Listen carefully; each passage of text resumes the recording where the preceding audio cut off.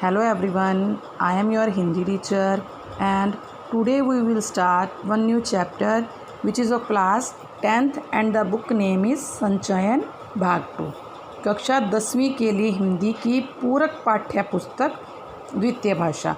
बच्चों, जिस अध्याय का अध्ययन हम आज करने जा रहे हैं वो है सपनों से के दिन। उससे पहले मैं आपको बताऊंगी कि ये रचना किन्होंने लिखी।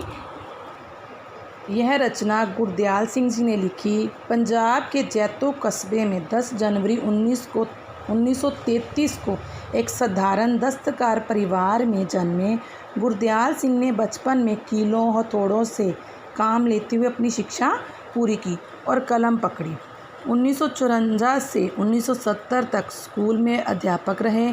पहली कहानी 1957 में पंच दरिया पत्रिका में प्रकाशित हुई।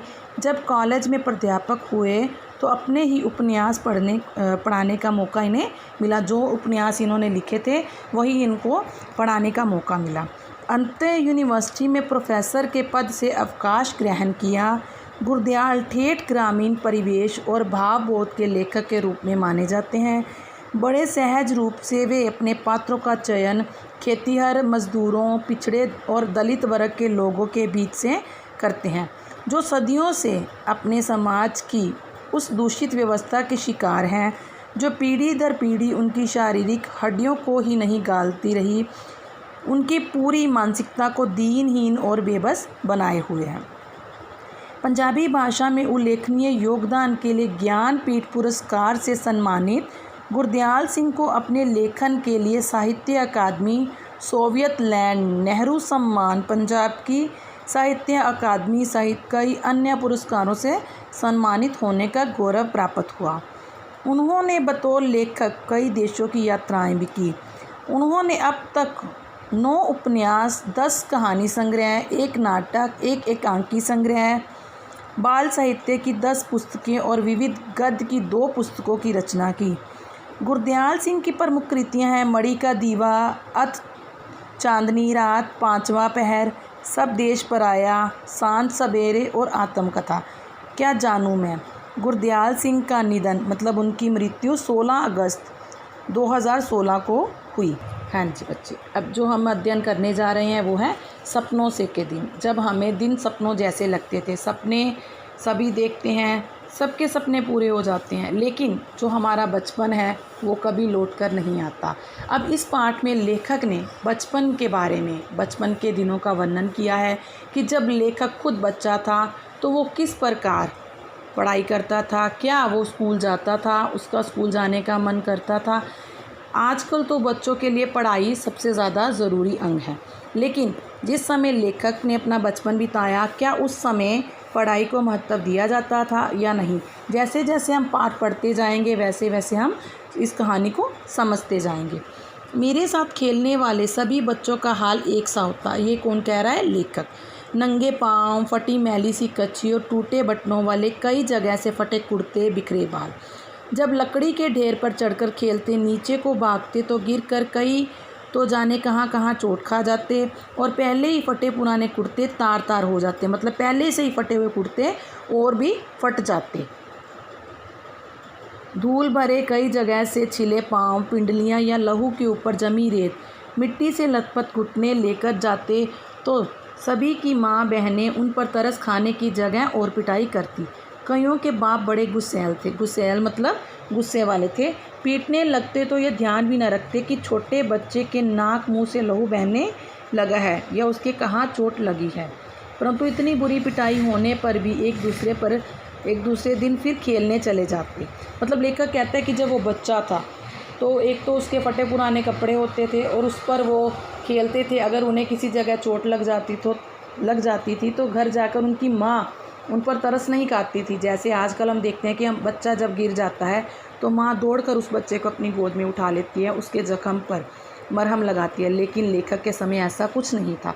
लेखक की माँ उसके ज़ख्मों को देखकर उस पर मरहम ना लगाती थी, बल्कि उसकी और पिटाई कर देती थी और कभी कभी तो उसके पिता से भी उसकी पिटाई हो जाती थी। मेरे साथ खेलने वाले अधिकतर साथी हमारे जैसे ही परिवारों से हुआ करते थे। सारे मोहल्ले में बहुत परिवार तो हमारी तरह आसपास के गांव से ही आकर बसे थे। 2-3 घर साथ की उजड़ी सी गली में रहने वाले लोगों के थे।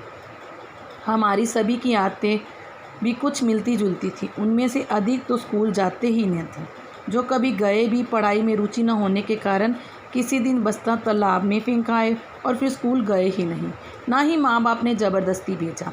यहाँ तक कि परचूनिए आड़तिए भी अपने बच्चों को स्कूल भेजना ज़रूरी ना समझते थे। परचूनिए होते हैं जो परचून की दुकान चलाते हैं, जो होलसेल का काम करते हैं, साथ ही साथ आड़तिए एजेंट, जिनके बच्चे बहुत अमीर हुआ करते थे लेकिन वो अपने बच्चों को स्कूल भेजना कोई ज़रूरी नहीं समझते थे।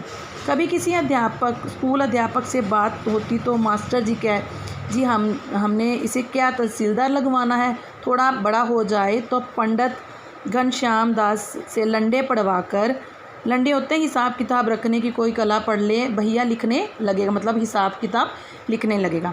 पंडित 6-8 महीने में लंडे और मुनीमी का काम भी सिखा देगा। वहाँ तो अभी तक अलिफ बे जीम च भी सीख नहीं पाया। कहने का भाव है कि स्कूल में पढ़कर इन्होंने कौन सा तहसीलदार लग जाना है, मतलब भैया खाते, या मतलब कि सिर्फ मुनीमी ही सीखनी है कि दुकान पर बैठकर काम सीख जाएं, हिसाब किताब करना आ जाए। हमारे आधे से अधिक साथी राजस्थानी या हरियाणा से आकर मंडी में व्यापार या दुकानदारी करने आए परिवारों में से थे। जब बहुत छोटे थे तो उनकी बोली कम समझ पाते, मतलब जो वो बोलते हरियाणवी या राजस्थानी भाषा में, तो लेखों को कुछ समझ नहीं आता था। उनके कुछ शब्द सुनकर हमें हंसी आने लगती, परंतु खेलते तो सभी एक दूसरे की बात खूब अच्छी तरह से समझ लेते। ये तो हम भी जानते हैं, जब आप खेलने में मस्त हो जाते हो तो आप अपने आप दूसरों की बोली भी समझ लेते हो। पता भी नहीं चला कि लोकोक्ति अनुसार एक खेडन दे दिन 4 कब बीत गए। कुछ अपने माँ बाप के साथ जैसा भी था काम कराने लगे। खेडन दे दिन 4 मतलब खेलने के सिर्फ 4 ही दिन होते हैं, उसके बाद पढ़ाई का प्रेशर हो जाता है, फिर बड़े होकर दुकान पर बैठते हैं, घर गृहस्थी चलानी होती है। मतलब कहने का भाव कि लेखक कहता है कि ये 4 दिन हमारे कैसे बीत गए हमें पता ही ना चला, और कुछ बच्चों ने पढ़ाई छोड़कर अपने पिता के साथ काम करवाना शुरू कर दिया। बचपन में घास हरी और फूलों की सुगंध अधिक मनमोहक लगती थी। यह शब्द शायद आधी शती पहले किसी पुस्तक में पढ़े थे, परंतु आज तक याद है। याद रहने का कारण यही है कि यह वाक्य बचपन की भावनाओं सोच समझ के अनुकूल होगा। परंतु स्कूल के अंदर जाने के रास्ते के दोनों ओर जो अलियार के बड़े ढंग से कटे छांटे पेड़ उगे थे, मतलब जब वो स्कूल जाते थे, स्कूल के मतलब अंदर जब वो प्रवेश कर जाते थे तो गेट के दोनों ओर क्यारियाँ बनी हुई थी जिसमें छोटे छोटे फूल लगे हुए थे, जिसकी वो मन को महसूस कर सकते थे। उनके नीम के पत्तों जैसे पत्तों की महक आज भी आँख मूंदकर महसूस कर सकता हूँ। उन दिनों स्कूल की छोटी क्यारियों में भी फूल कई तरह के उगाए जाते थे, जिनमें गुलाब, गेंदा और मोतियों की दूर सी सफ़ेद कलियाँ भी हुआ करती थी। ये कलियाँ इतनी सुंदर और खुशबूदार होती थी कि कभी कभी लेखक चपरासी की आंख बचाकर वो कलियाँ तोड़ भी लेते थे, लेकिन उन कलियों को तोड़कर सूंघने के बाद वो क्या करते थे ये लेखक को याद नहीं। शायद वो अपने पैंट की जेब में डाल लेते थे या कुर्ते की जेब में डाल देते थे, और कपड़े धोते समय माँ उनकी कलियाँ वो उठाकर बाहर फेंक देती थी, या फिर वो सोचते हैं कि शायद वो उन कलियों को खा ही जाया करते थे। जब अगली श्रेणी में दाखिल होते तो एक और कुछ बड़े सियाने होने के एहसास से उत्साहित भी होते, परंतु दूसरी ओर नई पुरानी कापियों किताबों से जाने कैसी बास होती है, गंदी बदबू आती कि उन्हीं मास्टरों के डर से कांपने लगते जो पिछली श्रेणी में पढ़ाया करते थे। लेखक सोचता कि वही मास्टर जो पिछली कक्षाओं में पढ़ाते थे वही हमें अब भी पढ़ाएंगे। तब स्कूल में शुरू साल में 1-1.5 महीना पढ़ाई हुआ करती, फिर 1.5-2 महीने की छुट्टियां हो जाया करती थी। जैसे नया सेशन शुरू होता है उसके साथ ही 1-2 महीने पढ़ाई और उसके बाद गर्मी की छुट्टियां हो जाया करती थी। अब तक जो बात सबसे अच्छी है वह छुट्टियों के पहले और आखिरी दिनों का फ़र्क था। लेखक बताता है कि जब छुट्टियां होती तो उसके लिए सबसे अच्छी बात छुट्टियों के पहले और आखिरी दिन का जो अंतर था। पहले 2-3 सप्ताह तो खूब खेल कूद हुआ करती थी। हर साल ही माँ के साथ ननिहाल मतलब नानी के घर जाया करते थे। नानी खूब दही मक्खन खिलाती, प्यार करती। छोटा सा पिछड़ा गांव था, परंतु तालाब हमारी मंडी के समान ही बड़ा था। जितना बड़ा तालाब उनकी मंडी में था उतना बड़ा ही तालाब वहाँ पर भी था। अब लेखक